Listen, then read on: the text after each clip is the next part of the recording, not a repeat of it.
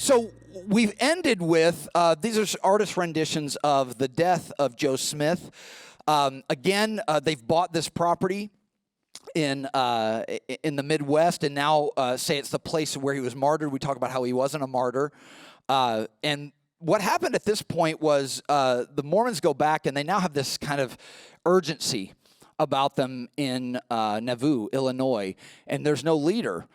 Joe Smith's wife, Emma, puts her 13-year-old son up for consideration by the group to be the new leader, and they're like, he's too young.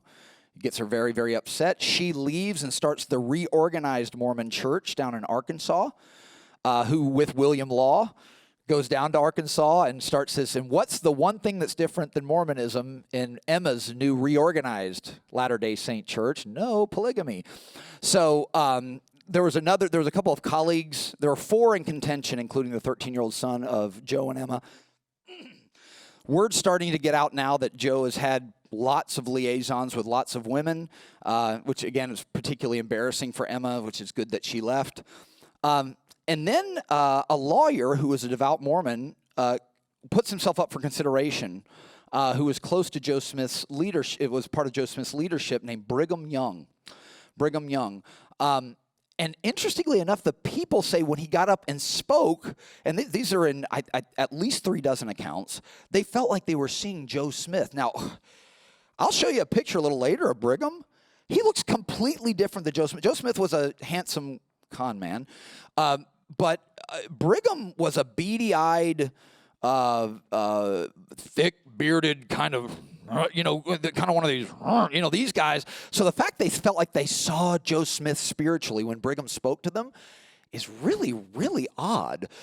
So they name Brigham as the new head of the Mormons, and he's very, very skeptical about Illinois' ability from a governor down. Remember the governor was pro Mormons being in that part of the country.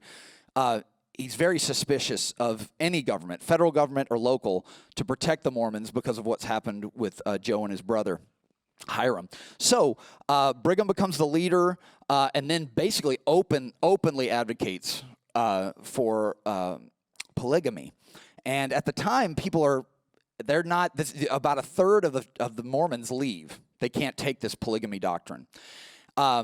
So he again gains control of the bank there. They do another printing press, this sort of thing, becomes the unofficial mayor of the town of Nauvoo. They form their own militia, which gets the attention of the governor of Illinois. And so Brigham says, all right, it looks like the federal government and the state government are upset about our militia and upset about polygamy.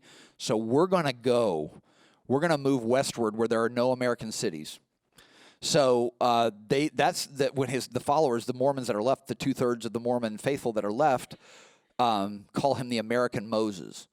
So he makes his way by covered wagon with a group of folks out to a place where they can be polygamous without any interference, where they can develop the land on their own. It's true they were very industrious. And so they go out and settle in Salt Lake City, basically because there's peaceful Indians in the area. And this is where they settle down and really flourish with no oversight. Everything goes according to plan. He continues to marry. Out there is where Brigham Young says he receives revelations from God, certain odd ones, very, very odd about the nature of what the sun and the moon are, that they're inhabitants inside caverns on the moon. He also gets revelations about everybody being polygamous. Everyone should be polygamous and marry multiple wives. If you go to Salt Lake City today, you'll see they're now businesses, a laundromat, a restaurant. They were old homes where he had numerous wives, 2 here, 3 here, and he'd, kind of visit. But Brigham was largely a strong leader in the sense of being out in the middle of nowhere and them developing a place no one had developed called Salt Lake City. There were some Mormons that died of both dysentery, disease, and believe it or not, some had died of heat stroke and heat exhaustion as well. Very, very hot, difficult journey from Illinois out to what we now know as Utah. The main thing to remember that about Brigham is there was a big controversy and a scandal associated with him when the government, and this is what really got the government's attention, they attacked a caravan coming from Arkansas to California. It's now called the Mountain Meadows Massacre. And Brigham couldn't pass it up. This wagon train had trained snipers that they had hired. They were fairly wealthy people. And so Brigham first told the Mormons under his control to go tell the Indians there that these were people coming to kill them. So they get the Indians involved as well. The Mormons ended up dressing like Indians as well. Well, they couldn't take the wagon train. They couldn't take it. They literally circled the wagons, and their snipers killed a couple of Indians and injured some Mormons. So they went back and said, this isn't working. They're too entrenched defensively. They've got too many goods. They were bringing a lot of goods over there. Arkansas was also a place that Mormons didn't like because people had there were certain women that had gone and gotten remarried down in Arkansas. There were Mormons that had left the fold that had settled down in Arkansas. So Brigham orders this attack. And then says, well, I want you to get this wagon train. We need the resources, and I want you to get it. And nobody's going to, we're out in the middle of nowhere. So a Mormon went to them, got out of the Indian attire, and went to them and said, waved a white flag and said, listen, these Indians were confused about you. It's okay. We want a parlay or whatever. And so they, kind of let their guard down, and the Indians come up, and then they slaughtered them and took their things. This drew the ire, not only the polygamy, it drew the ire of the government, the federal government, and so they started sending people out to Salt Lake City to investigate this. And so there were a lot of prosecutions, a lot of things happening. Brigham was tried and convicted, but ended up being able to bribe his way out. So again, a lot of legal troubles. As well, when they finally got the railroad through Salt Lake City, they were expanding westward. Things changed significantly. Now you have reporters coming to Salt Lake City and reporting on these men with 10 to 15 wives, sometimes 6 or 7 wives, and so this is at least sensational, right, for a reporter to write back to the East Coast. And everybody out east always thought Mormonism was crazy from Joe Smith's original sort of proclamations about the golden plates. So that's kind of the end of the journey. There's more there. What I'll do is I'll send you the summary version of the history. You got to know a little bit of the history of it. And what's important about knowing the history is I told you my old principal was an expert in U.S. history. That was what he got his master's degree at University of Georgia. And he read 2 of these books on Mormon history. He said, I didn't learn any of this stuff. Obviously, you're thinking, 1820, 1860, we have another big thing going on, Civil War.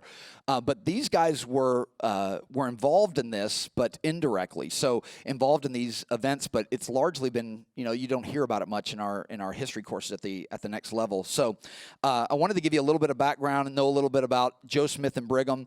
Why is this important? Because when you're talking with a Mormon, one way to clarify your terms, you can say, look, there may be beliefs you hear about that you don't believe in, that I'll tell you about that seem to be Mormon beliefs out of, say, gospel principles or some other Mormon standard work of theology or their beliefs. The point is this: do you believe that Joe and Brigham were anointed prophets of God? If the answer is yes, regardless of the details of what you believe, if it turns out they're not prophets, the whole thing's over. You need to move to another religious tradition. So this is a good way to kind of clarify some things. Are you going to defend Joe and Brigham? And if so, how? Beyond just, I had a warm feeling in my heart. And if that's the case, do they pass muster and criteria for being biblical prophets in a biblical way? So what are some main issues between what we say Orthodox Christians and Mormons? Now remember, this is very, very different than an atheist or a Hindu that would deny our vocabulary categories. The big problem, again, with Mormons is they take our vocabulary and change the meanings. Very difficult. Very, very difficult. You also have a lot of Mormons that are just nominal. So they say, I haven't ever heard that. I don't believe that. You say some particular piece of, and then you show them, well, this is what your prophet said under the auspices of being a prophet and giving revelation. And they go, what? Sometimes they don't, they're not familiar with these things. And I've talked about how when you meet some theologians and scholars at BYU, they can be very, very, I don't want to say deceptive, seemingly deceptive with some of their language about these things to kind of just muddy the waters. It's called equivocation, when you take one thing and another and say they're really the same when they're not. So we're going to talk about that. So probably the biggest issue between an Orthodox Christian and a Mormon is their doctrine of God, the truths they believe about God. Now, a Mormon will tell you that's where we have similarity. We both believe in a higher power that created the universe, a power that is theistic. What's the difference between a deist and a theist? A deist says God exists but only began the universe and never reaches in, never does anything afterwards. God explains all the effects of the things we see in our universe, but never reaches in with miracles, never adjusts after the beginning. A theist says God can work miracles and reach in and do things in his creation after he begins it and sustains it. The Mormon doctrine of God is polytheistic. We'll talk about that in expression. And the nature of God is one that we would have a significant issue with this. Okay? Second, the Mormon have a very interesting position on the identity and work of Christ. And this is probably a place where Christians and Mormons talk past each other the most. I've heard a Mormon yell at a Christian at BYU, a Christian that was out to evangelize them. First, they were upset they were trying to evangelize them on their campus. But second, they said, I believe that I'm saved by the grace and power and life and death of Jesus Christ. Grace, life, death, power of Jesus Christ. That sounds like our stuff. So we're going to talk about that as well. We'll go through each of these. Again, big issue, Mormons' doctrine of revelation. Just so you know, Mormons take the Bible seriously, but wherever it deviates from their other three holy works, by Joe Smith, that'd be the Book of Mormon, the Pearl of Great Price, and Doctrine and Covenants. Wherever the Bible deviates from those three, they call it corrupted, okay? So just like anybody that wants to have the Bible in their group of holy works, anytime their new holy works contradict the old holy works, the Bible suffers for that. Veracity means truthfulness. Credibility means believability of Mormon revelation. So another issue with the doctrine of revelation, what they believe about what's the difference? Aren't these the same things? Well, a doctrine of revelation is what you believe about how revelation works. So, for example, Orthodox Christians believe in what's called a closed canon. If someone has a dream tomorrow and feels like God spoke to them significantly, you don't have that section in the back of your Bible where you write something down and go, see, it's just like 2 Corinthians 4. No, that deposit was a unique revelation by God superintended through humans for everyone. The most clear way God speaks. Your personal revelations God might or might not give you aren't on the same level with that sort of thing. Now, there are some fringe Pentecostal groups that do believe that any new revelation I get is the same as something, say, James wrote, or the same thing that Jesus said, or Moses. Anyway, it's just weird to even say that. Mormons obviously believe this. Their doctrine of revelation is that, yes, there were these revelations, and now there's new revelations. Pearl of Great Price, Doctrine and Covenants, Book of Mormon. In fact, you need the Book of Mormon to correct all the bad things and all the negativity and all the corruption that went on after the disciples died all the way to 1825. So one is what they believe about revelation. It can be added to, right, by new revelation. That means the Bible can be added to. The Bible speaks pretty negatively about adding revelation to what's been given, at least considering it on the same level. Second, the veracity and credibility. Veracity is truthfulness. Credibility is believability of Mormon revelation. Whenever somebody says, you got to believe, you believe Moses and the people of the Israelites walked out of Egypt, walked through 2 walls of water. Wait till we get to what the Mormons, and anyway, that's child's play compared to, we just talked about this. Smith and Co. would be Brigham at least, and some of the people that followed Brigham Young. Their status as prophets we're going to look at today. We'd call that into serious question. And honestly, I know I've already played my hand by calling me a con man, and that you may think that's unfair. I think we could sustain that fairly easily from the history. But there are character and ethical issues. For example, if Brigham is a prophet of God, there's no prophet of God in the Old Testament we have that did something like a Mountain Meadows massacre. And you may say, what about the priest of Baal? Not for goods and services without a divine appointment for being the deliverers of God's discipline. So big ethical issues, Joe Smith getting revelations about his wife, come back home, quit bothering me, be okay with polygamy. So a lot of character issues. Minimally you can say this, that Joe Smith was in and out of jail and in trouble with the law his entire life. Now, again, a sophisticated Mormon would say, well, aren't all prophets not accepted in their hometowns? Jeremiah was thrown in a well, in a dungeon, this sort of thing. So they, try to make that move for both of them. Mormon epistemology, that's how we know what we know. Epistemology is a fancy 10-cent word for how we know what we know. For Mormons, apologetics is not really what they do. they appeal to how you feel when you're around them or read their holy work. So they would appeal to this, what they call a burning in the bosom. I had a Mormon get angry at me in Atlanta for saying holy heartburn, but that's kind of what they're saying happens without a biological trigger event. You read the Book of Mormon, and so when you tell them, I have read the Book of Mormon, interesting, I don't think it's true, and they're like, well, have you read it? Read it again. And tell me you don't feel warm, or come around us. Now, somebody mentioned, I think it was Len. Did you mention Glenn Beck in one of the sessions? That was exactly what happened to Glenn Beck, apparently.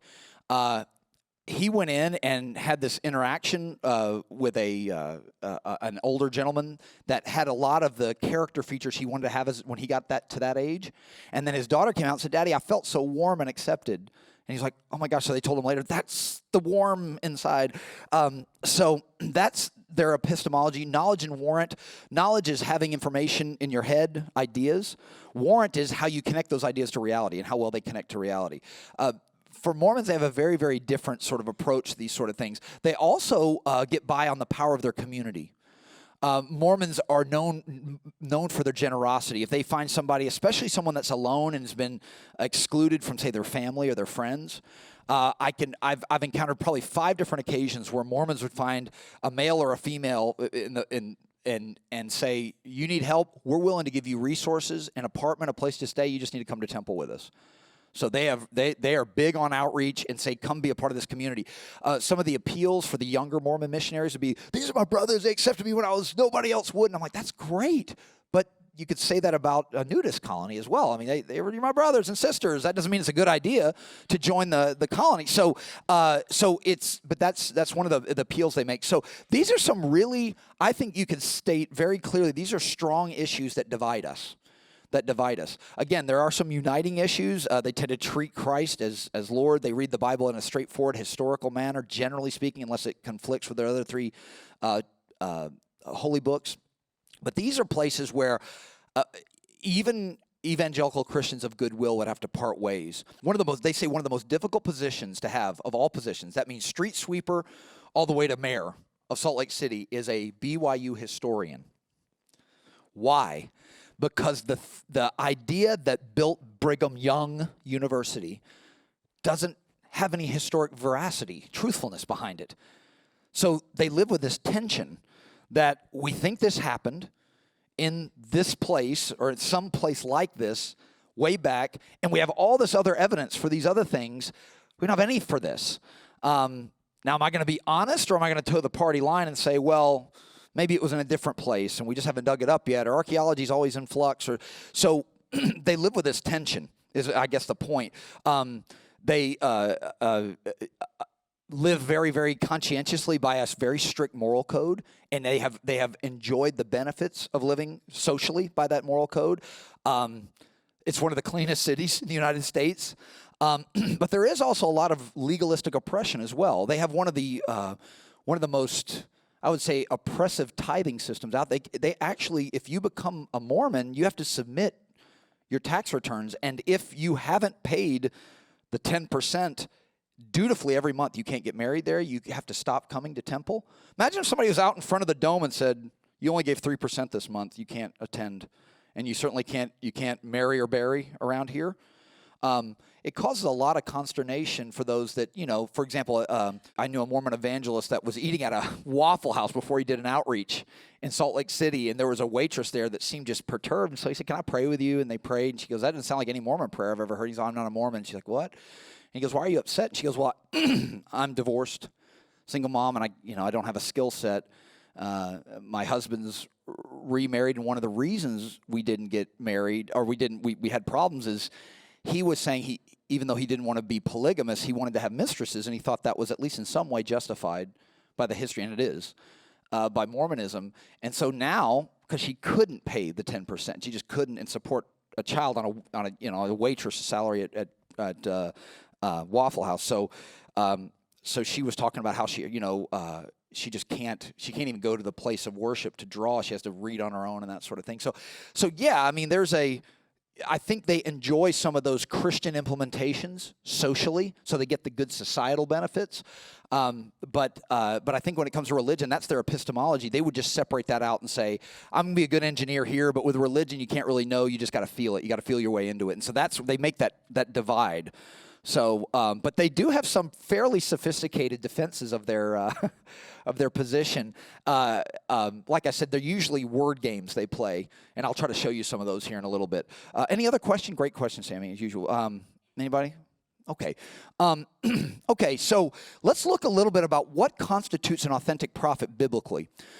Believe it or not, the Bible lays out some pretty clear criteria for what constitutes a prophet. This is Michelangelo's take on Zechariah. I don't know if he really looked like that. I had a student ask years ago, is that what he really looked like? I said, yeah, and that's what angels look like behind him, little babies with wings. But anyway, just kidding. So, but yeah, so we're going to look at actually some prophecies. Joe Smith made nearly 60 predictive prophecies in his lifetime. Arguably, 5 of those came true. I would actually challenge 3 of those 5. And then all the others, by any seeming measure, look like they didn't come true. So we're going to look at some things as we go through here. So what are the marks of what we'd call an inauthentic prophet biblically? There are actually a couple of different things to watch out for. The first one is found in Deuteronomy 13, 1 through 5. Now, I usually ask someone, would somebody mind looking that up and reading that aloud? Deuteronomy 13, 1 through 5. Elizabeth, you got that? Will you get that? Great. But basically, it's this. A prophet of God cannot have a conflicting view of God's nature. Now, this separated the Jewish prophets out from every pagan prophet because what was a conflicting view of God's nature? Polytheism, many gods, versus monotheism, one God, right? So you have these two things going on. So even if the prediction comes to pass, according to this passage, if they have an alternate doctrine of God that is significantly alien to the Jewish conception of God, the Jews said this is an inauthentic prophet, even if they might have predicted something and it happened to come true. You want to go ahead? Yeah. Okay, it says, if a prophet or a dreamer of dreams arises among you and gives you a sign or wonder, and the sign or wonder comes true concerning which he spoke to you, saying, let us go after other gods whom you have not known, and let us serve them, you shall not listen to the words of that prophet or that dreamer of dreams. For the Lord your God is testing you to find out if you love the Lord God with all your heart and all your soul. You shall follow the Lord your God and fear him. You shall keep his commandments, listen to his voice, serve him, and cling to him. But that prophet or dreamer of dreams shall be put to death, because he has counseled rebellion against the Lord your God, who brought you from the land of Egypt and redeemed you from the house of slavery, to seduce you from the way in which the Lord your God commanded you to walk. So you shall purge the evil from among you. Very, very interesting. You remember Deuteronomy is basically a book of 3 sermons by Moses. Very, very interesting. And it ends on a dour note. Moses basically saying, look, you're going to fall again and mess up again. Trust me, you will. But something's coming in the future that'll help. So that's, a little dour for not getting in the promised land, but true nonetheless. But notice here it's saying, look, there are going to be people that might get a future prediction right. But if they counsel you to go after to violate the first commandment, no other gods before me, then they're to be rejected and even killed among you if they stay among you, so capitally punished. So they should not be asserting other gods. By the way, I don't know if we've talked before about if that sounds, sometimes Old Testament passages sound really harsh, very, very harsh. But remember this, something to just kind of put a frame over the whole Old Testament. They look like an angry God in the Old Testament. There's actually more mercy and grace passages about God in the Old Testament than in the New. And no one talks about judgment and hell in the entire Bible more than Jesus. But the idea is this. When you have miracles in your face, the responsibility is heightened. Too much is given, much is required. This is one of the reasons why Jesus in John heals a blind man and says, go and sin no more so something worse doesn't happen to you. When you are confronted with God expressing himself in a miracle, everything's heightened, just like parents in this room know exactly what I'm talking about. If you told your kid 3 months ago, hey, don't touch the milk at the bottom of the fridge, and they go in and touch it 3 months later, they might have forgotten or kind of gotten right. Or if you whispered it to one child who's supposed to tell another, that's different than your child going, you said not to touch the milk, right? When someone openly defies you, now remember, these are the people of Israel that are seeing the Shekinah glory of God at night and during the day. Movable tabernacle, right? So they have seen massive miracles. Even the enemies of Israel had heard about the miracles. So they're held responsible. You had a higher level of responsibility. That's just how, in the Old Testament, when you have miracles like that that are available to people, the responsibility is heightened. That's why we shouldn't sometimes be upset about God's hiddenness, right? The still small voice is actually a good thing sometimes because, it's not just do it or else, right? So even things that sometimes seem a little odd, like I'll give you an example I used to give my students, and you may disagree with this. Imagine somebody came in here after this session and said, God told me to tell you to go kill this person. Now, the first thing I'd say is, God doesn't work that way anymore. Usually, if he wants to discipline somebody in that way, he has other means of doing it through a government, sort of interaction and them threatening a group of people, or he would, use some natural occurrence. And they said, God told me you'd say that, so come on out here. And he raises my wife's van off the ground. That at least puts me in the closet, right? In the prayer closet. Maybe I need another miracle. But when those sort of things are asked, right, that's where you go, okay. And I don't have a problem with God saying, if I gave you those kind of miracles, there's going to be a heavy price to pay if you openly reject my command, even if it's an uncomfortable one. So just remember that about Old Testament when it comes to these passages that seem harsh and things like that. Like, one of the things atheists love making, I'm really off here, I'm sorry. Atheists love making a point about, isn't there a command about capitally punishing a teenager for picking sticks up? Anybody can make something sound stupid if they rephrase the words, right? I can even make your shower sound dumb. Oh, you stood underwater as it hit your body. So you can use verbiage to try to make something sound ridiculous. But here's the thing.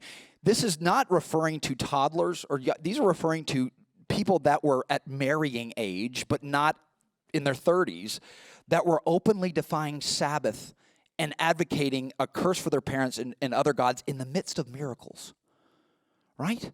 It's like treason on steroids, sedition on steroids. So again, that's if you think about the fact that they had a miracle. Why is Korah's rebellion immediately earthquake and they fall in? Immediately. You know what Korah had experienced up to that point? Through Moses? So again, when miracles are in your face, the responsibility is heightened. Okay, second. Interestingly enough, the doctrine, the Mormon doctrine of God is actually contrary to what the Book of Mormon says about God. Very interesting. I told you through Joe Smith's life, he had revelations added that don't even fit the Book of Mormon very well. So you can look in Mosiah and Alma, Book of Mormon, B of M, and find it's actually, the Book of Mormon doesn't have a lot of negative views about God, who God is. A theology of God. It has a pretty Christian theology of God, even Trinitarian in some places, overtly Trinitarian. But you get these extra revelations after that aren't in the Book of Mormon that Joe Smith gives that are radically contrary to not only the Bible, but even the Book of Mormon. If they give a false prophecy, even just one, they're done. Finished. In fact, the biblical expression is either banishment from camp, which wasn't a death sentence, but it was really bad, or a death sentence for anybody predicting something in the name of God that came to pass that didn't. My dad was part of a home group, prayer group that met sometimes in homes, and there were all these predictions. You remember Y2K?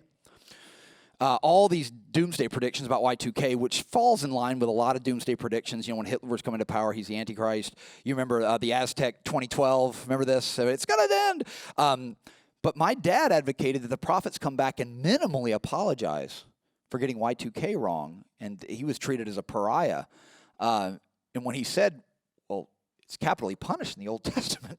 They're like, so would somebody mind reading Deuteronomy 18, 20 through 22, public reading of Scripture? All right, let me get a mic to you real quick. Or Elizabeth, get a mic to you. Thank you, Elizabeth. But the prophet which shall presume to speak a word in my name, which I have not commanded him to speak, or that shall speak in the name of other gods, even that prophet shall die. And if thou say in thine heart, how shall we know the word which the Lord hath not spoken? When a prophet speaketh in the name of the Lord, if the thing follow not, nor come to pass, that is the thing which the Lord hath not spoken, but the prophet hath spoken it presumptuously, thou shalt not be afraid of him. So, false prophecies, a prediction that does not come true. Okay, we can actually look up all 64 of Joe Smith's prophecies. Again, we're working with about 58 that failed. Again, the 5 to 6, again, I would dispute strongly 3. I wonder if, okay, that's 1025. There's one where he predicted accurately that the South Carolina will be the first state to secede from the Union before the Civil War. And they were, because there were an abundance of plantations there, and they had a lot economically to lose. They were the ones that were the most, the least congenial to having a federal government, federal oversight over them. Now, here's the problem. You could have opened a newspaper and seen that. And that was common knowledge. And I predict South Carolina in yonder years. Well, so it's, using the language. It's kind of interesting, too, that I think you'd have a lot less people saying, thus saith the Lord, before they give a message in a Pentecostal service. Anyway, if you're going to be stoned out on the front steps, but or at least banished. But so one of those 6 that you have to say actually came true was the famous Civil War prophecy of South Carolina seceding first. But again, nearly any newspaper you picked up at the time would have told you this. It'd be like me predicting, there thon shall be bridge work on Veterans Bridge come July of 2019. Thus saith the Lord. And you're like, well, there's been signs there for literally months. So thus saith the Lord. So when yonder snowbirds leave. Anyway, so the prophecies that did come true were either happenstance or point is, you got to be 100% biblically. Got to be 100% biblically. So if one fails from a biblical standpoint, Bible doesn't have a lot of positive things to say about lying prophets, especially since they had so much clout in their social circles, whether it was any major empire, Assyrian, Babylonian, Persian, Greeks had oracles, Romans not so much, but prophets had a lot of social credibility. They had a lot of political and social power. So that's why, again, to slaughter prophets of a false god, capitally punish them, was something not only acceptable with God showing miracles. Remember, the more revelation, the more responsibility. But they're described negatively in the Bible, very negatively. And then the last criteria, the third, is just this. They need to have some sort of connective harmony with other prophets in the Bible. Not only do they, so think of it this way, they can't advocate a radically different view of God than the one generally accepted by the prophets in the Jewish tradition, 1. 2, they can't have a failed predictive prophecy. And then 3, they need to have some sort of continuity. So that would mean minimally 100% accuracy and this sort of idea of where they stood in line with these sort of things. Now, that last one, Mormon scholars will say, well, he was kind of like other biblical prophets in that he wasn't accepted in his hometown. Even Jesus wasn't in some ways. And he was persecuted. You're like, yeah, but he wasn't persecuted for his predictions. And in his hometown, he was considered a charlatan and illegal, right? That did a lot of really morally questionable things. So these are the 3 ways biblically we're supposed to look at whether someone's a prophet or not. So it's 1029. We'll actually look at some of Joe Smith's prophecies next time. But are there any questions at this point? I want to stop this block of you can just ask any questions as we finish. Yes, Beth. I'm not sure if this is a question or comment. I'd like your viewpoint. I struggle with the fact that with Mormons and Jehovah's Witnesses, we go out every Saturday morning and regularly we bump into Jehovah's Witnesses. Yes. They're so motivated. And we have the truth. And what holds us back? I mean, I can, years before I got the courage to go out and evangelize, I wrestled with it for years. And one of the things that used to strike me, I mean, the core was that I wasn't obedient to God's command to go and share the gospel to all the world. But I would look at we lived in communities where Mormons were very strong and Jehovah's Witnesses were very strong, and I'd watch them go out, and I thought, they're going out and telling a lie, but they're going out faithfully. Why are we so unmotivated when we have the truth? You'll find this both gratifying and not gratifying, so I'm going to do both. The first is, you're right. It's a clarion call to go share. This church leads a lot of churches in going out. You're talking there even more locally. Second, though, is this. Remember this. We still, and I know we're the majority religious tradition in the world, 2.2 billion people, but we're still running circles from a mission standpoint around them by way of persons, money given, resources given, those sort of things. And I will say this, we're doing it without a doctrine that forces people to do it. Now, that's a question, Beth. That's a really good, I know your heart. Your heart is, we got the truth. You should be motivated, even more motivated than these people, but they're forced. When you get to Jehovah's Witnesses, if you haven't done your 2-week quota, you're not welcome at Kingdom Hall anymore. They're even more significantly strong on that than Mormons are. Mormons say you've got to give at least 2 years, like you're going in the armed forces. One local, you don't get to choose. Your stake or ward, that's the leaders or pastors in their congregation, chooses for you. So a lot of them are going, oh, California, 1 year in California. And then you have 1 year abroad, but that's forced. So the question then becomes, we are still doing more without coercion and forcing. It's not a theological, you must do it, a top-down type of thing. We're still doing more in that way, but you're saying we could do more, and I wish we could see more. I'm with you on that. But it is interesting that without that forced point, and you're right, there's some people, I was talking with a girl this week that didn't even know what the word evangelism meant. Like, she didn't even know, I've been out and talked to people. Is that what, like, didn't even know, just wasn't even on the radar, and she'd been raised in the church. So I'm with you in the fact that we could and should be doing more, and this church is a leading advocate for that sort of thing. But just so you know, we are doing more without having to put our finger in the chest and saying, you will do 2 years. Like, for example, we don't have to coerce any of our discipleship students to go abroad or evangelize. I mean, at the first we do for them to go on campus because that's really scary. But to go abroad or to go, and it's not just travel. I mean, they really do work and express the gospel. So it's bad in one sense, in the sense we could be doing more. It's good in another sense in that it says, okay, we are doing a lot more without forcing it, without saying you will do this or you're not welcome. You'd imagine if we shifted to that, right? I mean, there would be probably a lot of motivated people if Pastor Betzer said you're not welcome next Sunday unless you've shared with someone. But we have to see it as a mandate. I'm with you on that. Yes, Stephanie. To even further that point, I mean, they only believe that 144,000 will be in heaven. JWs, yeah. So they're earning their salvation. Sure. So yes, they are motivated to get out there. Very interesting too. And there's usually a blank stare when they come to the door, and I say you're actually undermining your chances of being in heaven if I'm a convert, because that's one more person that might be there instead of you if it's a limited number. So they're like, well, there are other areas. So we'll talk about that too, heaven and hell and those sort of things. Okay, guys, it's past time. Go enjoy Dave Reaver and Kathy's wonderful solo today. So see you, video next week. Following week we'll be back and talk more about Mormonism. See you guys. God bless.